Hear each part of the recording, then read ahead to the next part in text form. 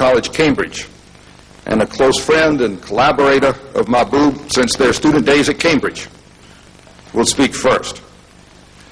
And it's particularly fitting that he speak not merely because he was a guiding spirit throughout the whole human development process and the reports as well, but also because he is the world's newest Nobel laureate, having just been awarded the Nobel Prize in Economics in recognition for the type of caring, looking at the poor, putting the poor and people first economics that the world so badly needed, and that he and Mahbub led the fight for that so well.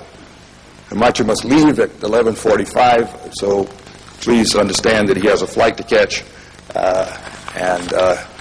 but we're delighted to have him with us this morning.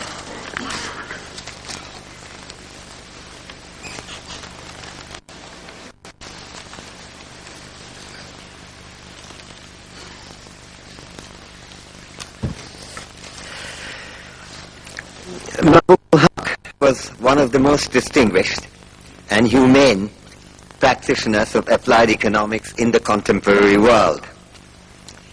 He was a visionary thinker whose work has brought about a major change in the assessment and accounting of the process of development.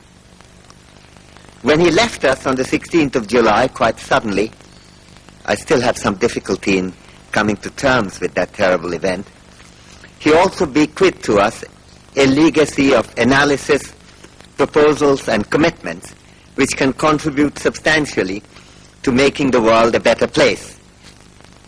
This is an appropriate occasion not only to think about the value and reach of these contributions, but also to reflect on the courage and creativity of his ideas and on the talents and character of the person who made all this possible.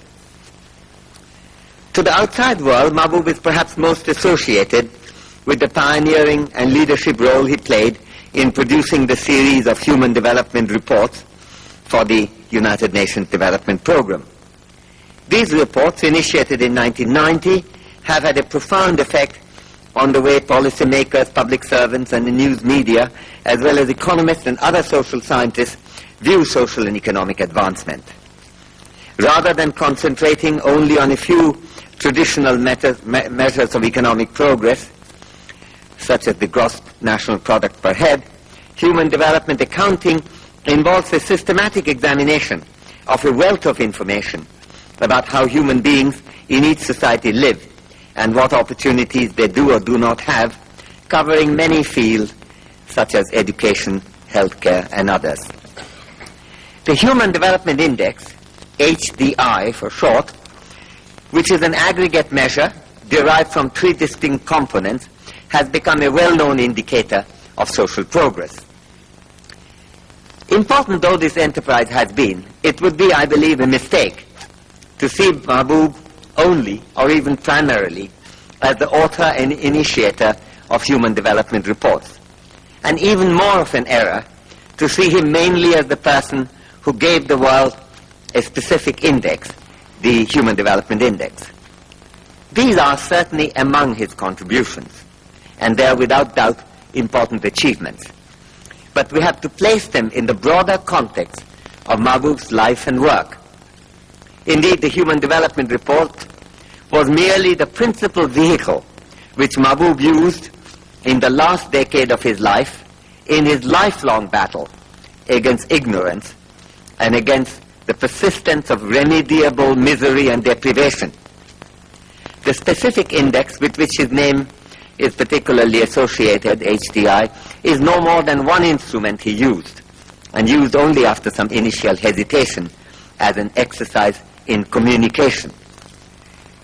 I shall come back to these issues later on, but let me first say something about Mahbub himself and about his ideas and commitments, and then view the Human Development Report in that general context.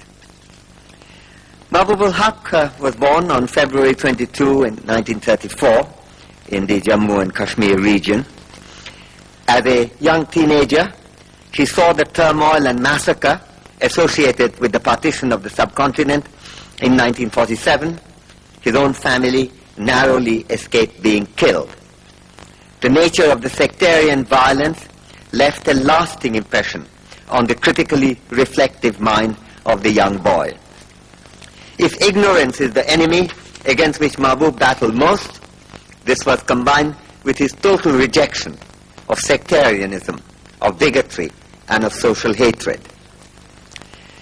Together, they helped the development of his universalist outlook, including his passionate belief in the importance of equality of life chances for all as the guiding principle behind his even-handed global approach. His Bengali wife, Khadija Khanum, known to her friends as Bani, who has been able to join us in the memorial meeting, herself a talented and dedicated economist, shared this universalism with Mahbub. If I may speak as a long-standing friend of each of them, Bani has been a remarkable companion of Mahbub in his lifelong struggle against both sectarianism and ignorance, aside from her partnering him in family life and in raising two wonderful children, Tonima and Farhan. I first met Mahbub as a fellow undergraduate at Cambridge University 45 years ago.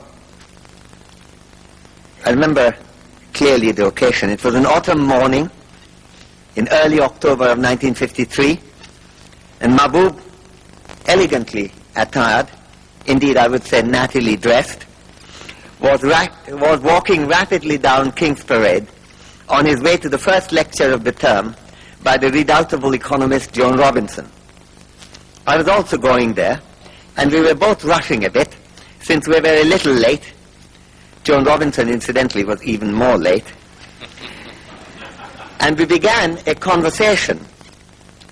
It is my good fortune that the conversation that began somewhat breathlessly 45 years ago continued throughout our lives.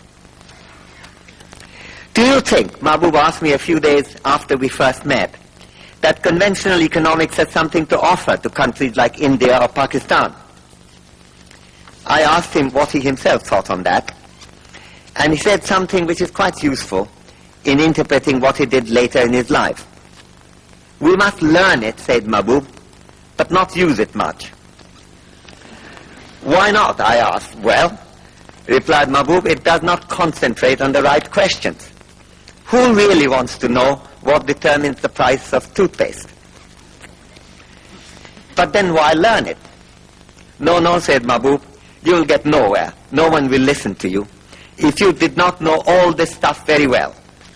And who knows, this stuff may prove indirectly useful in answering even the right questions. So we discussed a little what the right questions were. There was something of the Human Development Report already there, education.